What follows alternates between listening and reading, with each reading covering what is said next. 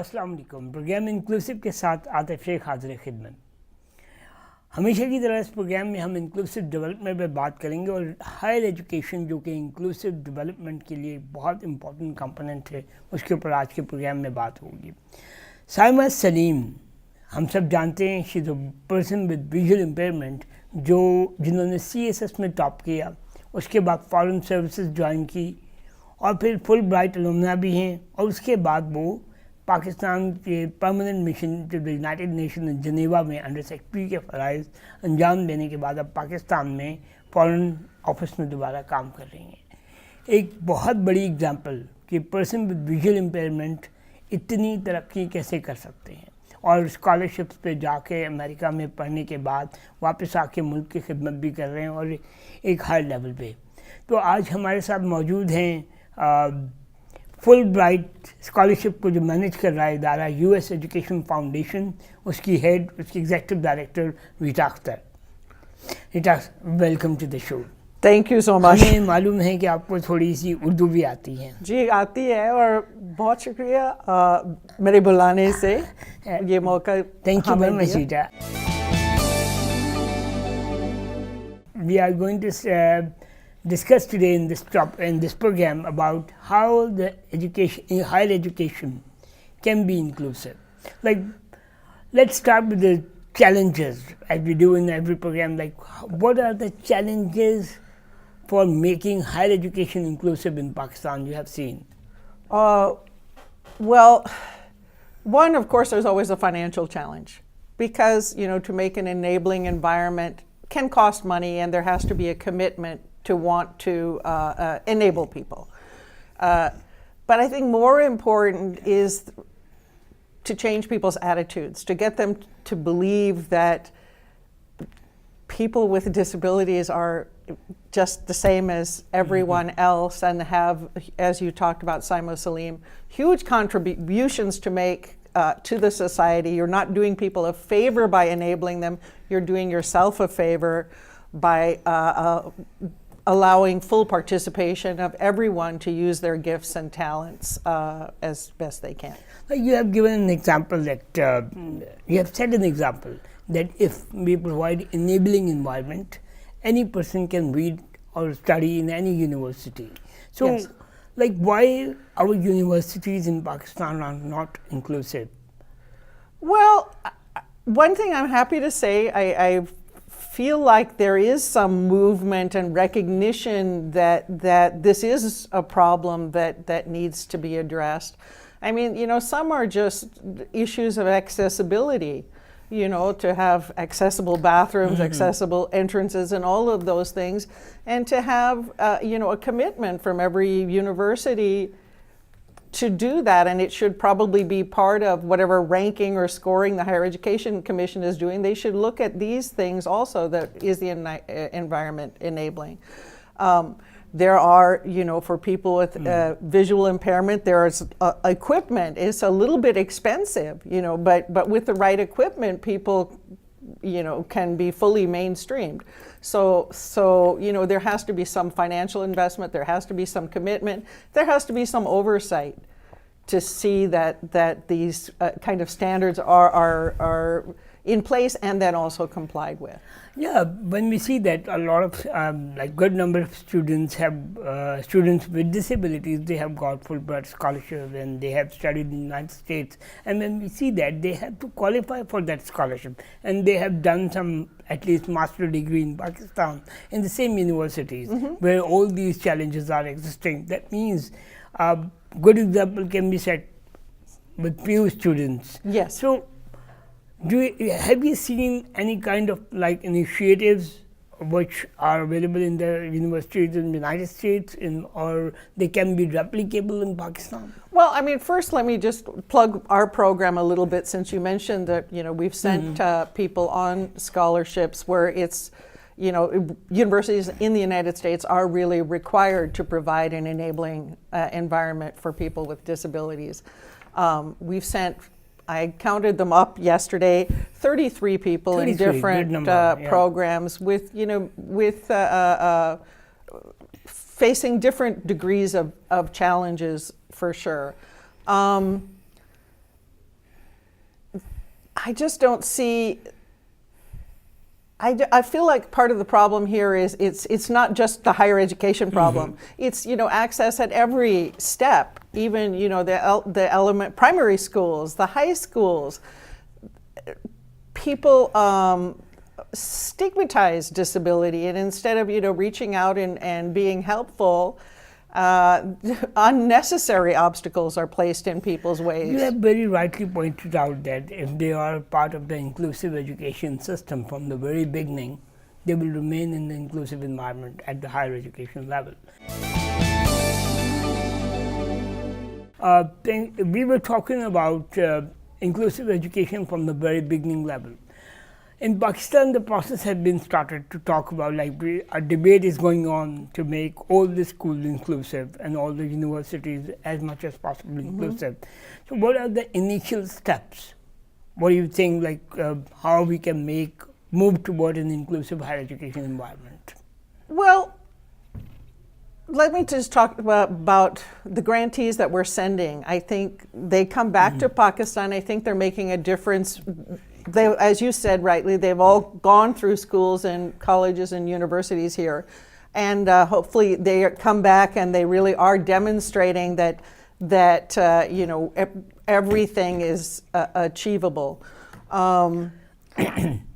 We do things at USEFP, my organization, to make it possible for people to study. For example, if you have a visual impairment, we have a version of the GRE, the Graduate Record Exam, which is required for the Fulbright Scholarship, which we can deliver to people with visual impairment. I will just emphasize on it, it's a very interesting news or information for those people with disabilities who are blind. They can even attempt for GRE. It's available in the accessible format you have mentioned. Yes, correct. They are reading books through the screen readers. So if GRE is available in the screen reader format or accessible format, they can apply for GRE and they can conduct this exam very easily. So after the GRE, again, there are many stages. They are coming from an environment where they have studied at home or through a distant education or facing all the challenges which people with disabilities face in Pakistan. So how they compete with other students? Well, this is why we know that people with disabilities face more challenges. And so we're very confident that anyone we select who has a disability of some type is going to perform very well in the United States. I give you the best example I have right now. This young fellow, Abdul Salam, I believe his name is. You can look him up on social media. He's on we have a global undergraduate semester exchange program. He's in Utah right now doing a semester there. And this fellow lost both of his arms at the age of 8. I believe it was an electrocution. And not only he came and took the exam that he needed to take, and he wrote it with his feet. And he is now in the U.S. where he is coaching a youth soccer team. People are amazed, and we're just really proud to have grantees like that. So, there's no hurdle someone can't overcome, but you do have to compete on merit.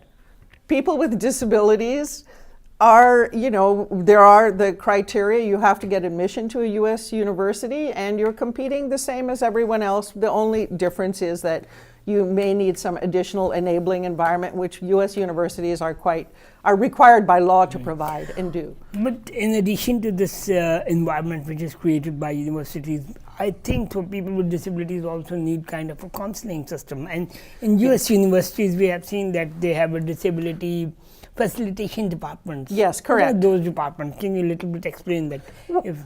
For example, if you have a total visual impairment, to learn how to operate on your own, many times people are going with disabilities who have they are not bringing an attendant with them. They're going by themselves. They do get some counseling and training in how to survive on their own, and some come back here and are helping to train others to live independently that way. So, when you have enabling environment, such as for the people with wheelchair users, they have accessibility in the universities, in the infrastructure. For the blind people, there is a need of softwares which are now easily available everywhere in the world. They can read the books through screen reader softwares. For the blind people, for the deaf people, we need sign language interpretations. So do you think these all facilities need to be prepared? Yeah, I think some of our hearing impaired grantees have come back to Pakistan and are teaching American Sign Language, because it's very helpful if people can speak to each other without, and you need a common language, and American Sign Language is providing that. Also, just for confidence building, we have some grantees or now alumni who had speech impairments, which is you can function with a speech impairment, but it's very confidence destroying, and our people have come back. Sometimes they have gotten help and really improved. The speech impairment is something that sometimes you can get assistance in the U.S. to improve it, but sometimes not. But they have all come back with complete confidence of standing up and speaking, and if somebody has to wait 10 seconds for you to get your next word out, so what? Big deal.